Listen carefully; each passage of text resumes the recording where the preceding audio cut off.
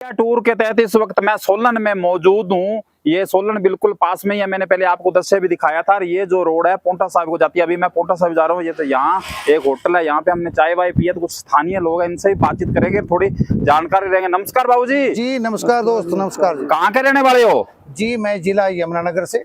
यमुनानगर हरियाणा से? हरियाणा से। ठीक है, वो हरियाणा में मीठी बोली मीठा दाना। हाँ जी जी, वो हरियाणा जी। तो यहाँ कैसे? यहाँ दूध दही का खाना, यहाँ हम आते रहते हैं। हमारा दरअसल मधुमक्खी का काम है।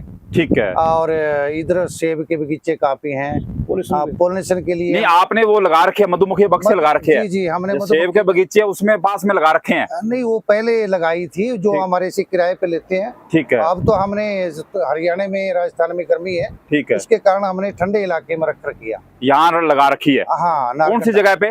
नारकंडा में। नारकंडा में? जी। यहाँ से नजदीक ही है नारकंडा? नारकंडा यहाँ से थोड़ा दूर है, शिमला के पास है। ठीक है। यहाँ भी हम आते रहते हैं। हमारा मित्र है गौतम भाई। ठीक है। और हमारा लगो बगी आना जाना रहता है। ठीक है। तो यहाँ की सोलन की बात करें तो क्या विशेषता है सोलन की? सोलन में ज्यादातर सब्जी का ही कारोबार है। सब्जी किस चीज की? सब्जी यहाँ टमाटर, मटर, मिर्च और गोभी खेती होती है इसकी? बहुत अच्छे स्तर पे। ठीक है। बहुत ही अच्छे स्तर पे खेती होती है। एप्पल की खेती भी है यहाँ पे? यहाँ एप्पल की नहीं है। एप्पल की बगीचे जो है आगे शिमला में है? शिमला से आगे। शिमला से भी आगे? शिमला, नारकंडा, कोटखाई, जुब्बल रोडू, ये इधर वाला जो इलाका है, जो ज्यादा ऊंचाई वाला इलाके है। तो जैसा आपने बताया मधुमक्खी के बक्से लगाते हैं, कितने बक्से आपके पास? मेरे पास 1200 बॉक्स है। 1200? तो फिर कहाँ कहाँ लगाते हो, किस किस मौसम के हिसाब से चलते हो आप? हम चलते हैं, अभी तो हमारे हिमाचल में। हिमाचल के बाद हम जुलाई में उतारेंगे इनको नीचे अलवर साइड में। ठीक है। रिवाड़ी राजस्थान अपने उधर लगाएंगे बाजरे पे। ठीक है। और बाजरे के बाद हम जाएंगे अजवाइन पे। ठीक है। अजवाइन की खेती होती है चित्तौड़गढ़ में और प्रतापगढ़ में। ठीक है। और आपके गुजरात में भी बहुत अच्छे स्तर पे होती है। ठीक है। तो फिर वहाँ लगाएंगे। उसके बाद हम सरसों पे आ जाते हैं। ठीक है। मस्टर्ड सरसों की फसल तो आप समझते हैं। ठीक है। और उसके बाद हम वहाँ लगाते हैं। इसका मतलब हमारी तरह ऑल इंडिया घूमते हो आप भी? बिल्कुल जी बिल्कुल, कम से कम 9-10 राज्यों में जी। 9-10 राज्यों में? जी जी। तो कैसे ले जाते कहते हो बक्से फिर? By truck? ये ट्रक से जाते हैं जी। ठीक है। ये 22 फुटा कैंटर बड़ी गाड़ी से ही लोडिंग बॉक्स में रख कर उसमें रख लेते हो? बिल्कुल जी। तो ये रास्ते में परेशान नहीं होती, ये दिक्कत नहीं होती? नहीं, हम इनको इनके मुंह खुले रखते हैं, शाम को लोडिंग करते हैं। ठीक है। और ऊपर जाल लगा लेते हैं। ठीक है। जिससे मधुमक्खी बाहर ना निकले। ठीक है। तो ये शहद कितने दिन में तैयार होता है इसका? क्या शहद का सीजन होता है? फूल के ऊपर डिपेंड है। जैसे सरसों का समय होगा, उससे पहले अजवाइन का है। ठीक है। तो जब अजवाइन में फूल चलेगा तो 1-1.5 महीने का लगभग। कितने दिन बाद में शहद निकल जाता है? शहद लगभग हमारा 10 दिन के बाद निकल जाता है। 10-12 दिन के बाद। 10-12 दिन के बाद में? जी। ठीक है। सरसों में तो 10 दिन 8 दिन में भी निकल जाता है। ठीक है। तो इसका फिर बेचते कहाँ हो इसको? इसको हम बेचते हैं, कंपनियां हैं जैसे एक्सपोर्टर ले जाते हैं हमारे अपने आप वहीं से ले जाते हैं? जहाँ बक्से लगे वहीं गाड़ी आती है, वहीं से ले जाते हैं? वहीं से ले जाते हैं। क्या भाव बिकता है प्रति केजी की बात करें तो? इसका रेट बहुत कम है जी। इस बार इसका रेट रहा लगभग 148-150 के आसपास केजी। ठीक है। तो अगर ये खेती नहीं होती तो फिर अलग से भी इसको फीड देना पड़ता है मधुमक्खी को? अब देना पड़ रहा है जी। अब देना पड़ रहा है? अब देना पड़ रहा है। और लगभग ये मान के चलो कि अक्टूबर तक इसको फीडिंग करानी पड़ेगी। क्या देते हो फिर फीड में? चीनी का घोल देते हैं। चीनी का घोल जी बना करके? चीनी को घोलते हैं और उसके बाद उसमें घोल में पॉलीथीन में डाल ले, या अंदर हमने फीडर भी लगा रखे, उन फीडरों में डाल देते हैं। मतलब कहीं से फलों से अगर रस नहीं मिलता, मतलब जूस नहीं मिलता, तो फिर आपको खुद बना के देना पड़ता है? बिल्कुल देना। वैसे तो ये फलों से, जैसे आपने बॉक्स लगा रखे हैं यहाँ बगीचों के पास में, जो सरसों के पास लगाते हो, तो उसका ये फल लेकर के जब वो रस लेकर के अपने आप अपने वो बॉक्स में आ जाती है? बिल्कुल। ये 3 किलोमीटर तक का इसका दायरा है। ठीक है। 3 किलोमीटर तक कहीं भी फूल हो, वहां से ये फूल से शहद लेके और अपने बॉक्स में आती है। इसको पता कैसे लगता है ये बॉक्स मेरा है? इसके सूंघने की शक्ति बहुत ज्यादा है इसमें।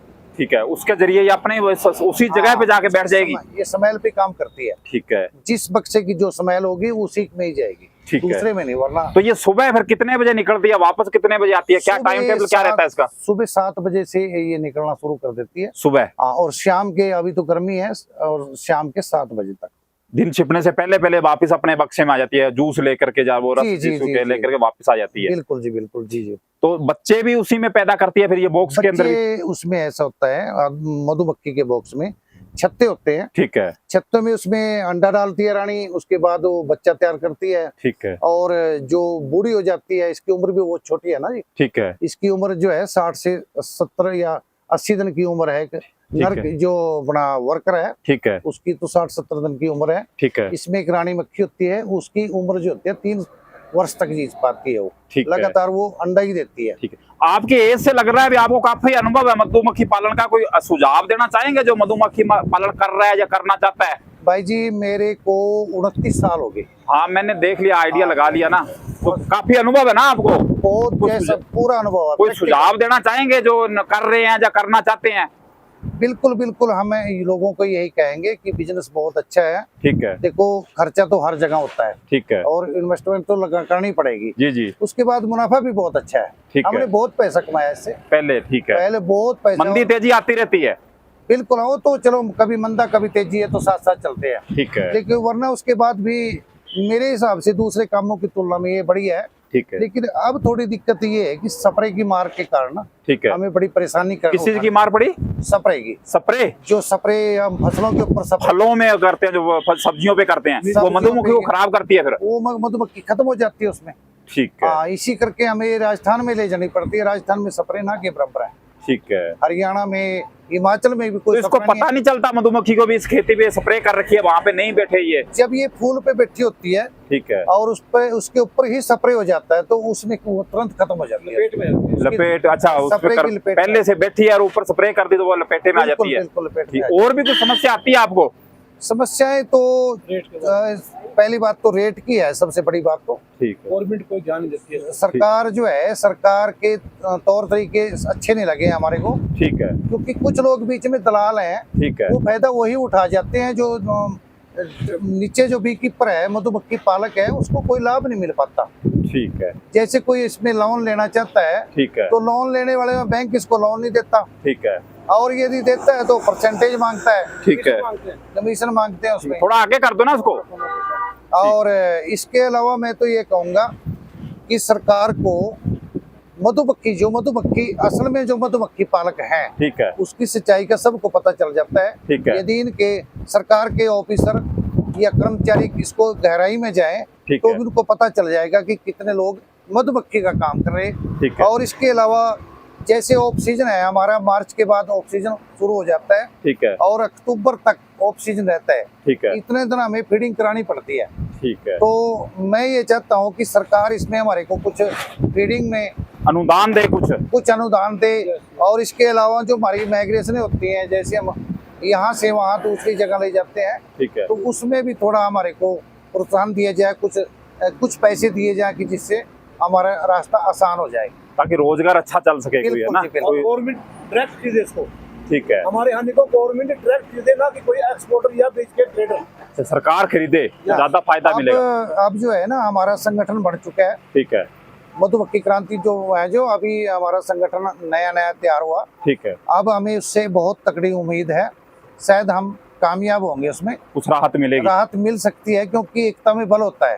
ठीक है। हमारी बात कोई रखने वाला था ही नहीं। अब हमारे जो पदाधिकारी हैं वो इसको बात को प्रधानमंत्री तक पहुंचा सकते हैं, सरकार के कानों तक पहुंचा सकते हैं। ठीक है भाई साहब, बहुत बहुत धन्यवाद आपका, यहाँ के बारे में जानकारी दी और मधुमक्खी पालन के बारे में आपने जानकारी दी। जी नमस्कार भाई साहब।